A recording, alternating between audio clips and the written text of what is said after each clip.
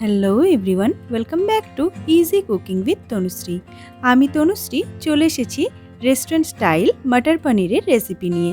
আজকের রেসিপিটি restaurant style হলেও একদম ঘরোয়া কয়েকটা সামান্য উপকরণ ব্যবহার করে এই ধরনের গ্রেভি স্টাইল মটর পনির তোমাদের তৈরি করে দেখাবো। আশা করি তোমাদের ভালো লাগবে। ভালো লাগলে প্লিজ ভিডিওটিকে লাইক, কমেন্ট, শেয়ার আর সাবস্ক্রাইব করে সঙ্গে থেকো। প্রথমেই দেখো একটি সসপ্যানে অল্প একটু জল গরম করে হাফ চামচ নুন দিলাম। এর মধ্যে ছাড়িয়ে রাখা মটরশুঁটিগুলো দিয়ে দিচ্ছি। আমি এখানে ফ্রেশ মটরশুঁটি ব্যবহার করছি, তোমরা ফ্রোজেনও ব্যবহার করতে পারো। 4 থেকে 5 মিনিট একটু ব্লাঞ্চ করে নেব, তারপর ঢাকাটা খুলে নিচ্ছি। দেখো খুব বেশি কিন্তু ফোটাবো না। এরপর এই ডিরেক্টলি গরম জল থেকে একদম ঠান্ডা জলে দিয়ে দেব। তাহলে কি হবে, মটরশুঁটির মিষ্টিটাও একদম ইনট্যাক্ট থাকবে আর মটরশুঁটির কালারটাও নষ্ট হবে না। এইভাবে অবশ্যই ঠান্ডা জলে ফেলে দিও কিন্তু। তারপর এটাকে সাইডে রেখে একটা ফ্রাইং প্যান গ্যাসে আমি বসিয়ে নিলাম। এর মধ্যে 2 চামচ সাদা তেল গরম করে নিচ্ছি। তেলের মধ্যে আমি কেটে রাখা পনিরটা ভেজে নেব। পনিরটা ভাজার সময় কিন্তু কোনোভাবেই নুন বা হলুদ কোনো কিছুই ব্যবহার করব না। জাস্ট নাড়াচাড়া করে একটু পনিরের শেপটা যাতে হোল্ড হয়ে যায় সেটা খেয়াল রাখবো। আর একটু এইভাবে হালকা সোনালি রং ধরলেই তুলে সাইডে রেখে দেব। পনিরগুলোও আমার ভাজা হয়ে গেছে। এই তেলের মধ্যেই আমি 2টো পেঁয়াজ রাফলি চপ করে রেখেছিলাম দিয়েছি। বড় সাইজের 2টো পেঁয়াজ এখানে ব্যবহার করছি, ছোট হলে তোমরা 3টে ব্যবহার করতে পারো। পেঁয়াজটাকে 1 থেকে 2 সেকেন্ড একটু নাড়াচাড়া করে নেব। তারপর এর মধ্যে আমি দিয়ে দিচ্ছি 6 থেকে 7 কোয়া রসুন, অল্প একটু কেটে রাখা আদা। 1 ইঞ্চি পরিমাণ আদাকে ছোট ছোট টুকরে কেটে নিয়েছি। আর 3টে কাঁচা লঙ্কা, শুকনো লঙ্কাও ব্যবহার করতে পারো যদি তোমরা চাও। ঝালটা অবশ্যই নিজেদের ইচ্ছা মতো ব্যবহার করতে পারো।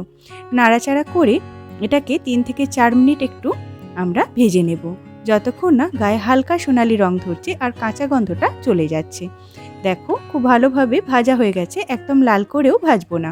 এর মধ্যে 2টো টমেটো রাফলি চপ করে রেখেছিলাম দিয়ে দিচ্ছি। 4-5টা কাজু আমি ভেঙে নিয়েছি দিয়ে দিলাম। আর অবশ্যই এখানে দিয়ে দেব অল্প একটু নুন, হাফ চামচ পরিমাণ নুন দিলাম। নুন দিলে টমেটো আর পেঁয়াজটা তাড়াতাড়ি নরম হয়ে যাবে। নুনটা দেওয়ার পর নাড়াচাড়া করতে করতে আরও একটু ভেজে নেব।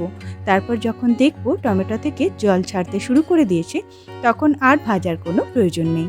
এবার এখানে অল্প একটু হাফ কাপ পরিমাণ জল দিয়ে আমরা পুরো মশলাটাকে সিদ্ধ করে নেব চাপা দিয়ে লো টু মিডিয়াম হিটে 2 থেকে 3 মিনিট।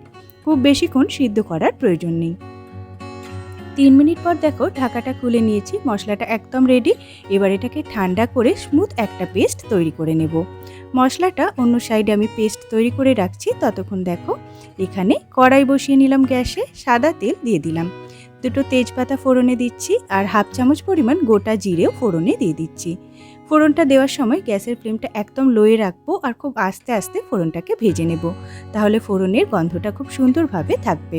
ফোড়নটা লাল হয়ে ভাজা হলে এখানে কাশ্মীরি মির্চ 1 চামচ দিয়ে দিচ্ছি, ধনে গুঁড়ি দিয়ে দিচ্ছি 1 চামচ আর হাফ চামচ পরিমাণ হলুদ।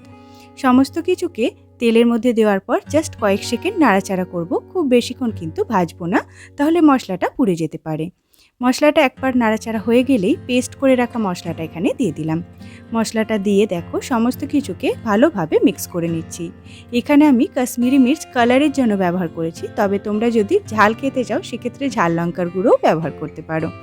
নাড়াচাড়া করে একটু মিশিয়ে নিলাম। মিক্সির বাটিটা ধুয়ে অল্প একটু জল দিয়ে আবার একবার নাড়াচাড়া করে নেব। এরপর চাপা দিয়ে 4 থেকে 5 মিনিট একদম লো টু মিডিয়াম হিটে গ্যাসে বসিয়ে রাখবো।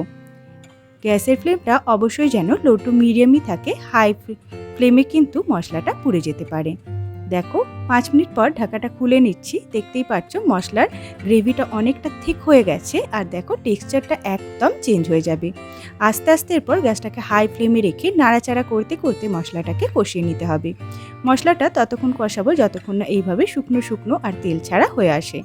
এরপর এখানে সিদ্ধ করে রাখা মটরশুঁটিটা দিয়ে দিলাম আর দিয়ে দিচ্ছি পরিমাণ মতো নুন। নুন যদিও আগে মশলায় দেওয়া আছে, সেই আন্দাজ মতো এখানে দিতে হবে। নুনটা দিয়ে নাড়াচাড়া করে 1 থেকে 2 মিনিট আর একটু কষিয়ে নেব। খুব বেশি কষানোর প্রয়োজন নেই, যেহেতু মশলা আগেই ভাজা আছে আর মাঝে আরও একবার কষানো আছে। দেখো 1 থেকে 2 মিনিট একটু নাড়াচাড়া করে মিশিয়ে নিলাম।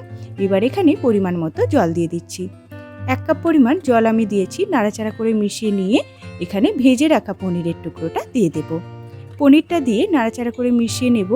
আর এই সময় গ্যাসের ফ্লেমটা লো টু মিডিয়ামেই রাখবো, খুব হাই ফ্লেমে কিন্তু আর ফোটাবো না। ওপর থেকে ছড়িয়ে দেব 1 চামচ গরম মশলার গুঁড়ো আর কাসুরি মেথি পাতা। গরম মশলা আর কাসুরি মেথিটা কিন্তু অবশ্যই দিও, তাহলে স্বাদটা একদম অন্যরকম চলে আসে রেস্টুরেন্ট স্টাইল। চাপা দিয়ে 2 থেকে 3 মিনিট একটু ফুটিয়ে নেব, বা ততক্ষণ ফোটাবো যতক্ষণ না গ্রেভিটা একটু থিক হয়ে যায় আর সমস্ত মশলাগুলো একে অপরের সাথে কম্বাইন্ড হয়ে যায়। ঢাকা খুলে নাড়াচাড়া করে নিলাম। দেখতেই পাচ্ছ দারুণ সুন্দর গ্রেভি স্টাইল মটর পনির একদম রেডি। শীতের সন্ধ্যেতে তোমরা রুটি, পোলাও বা পরোটার সাথে যে কোনো কিছুর সাথে সার্ভ করতে পারো। আশা করি ভালো লেগেছে। ভালো লাগলে প্লিজ লাইক, কমেন্ট, শেয়ার আর সাবস্ক্রাইব করে সঙ্গে থেকো। Thank you.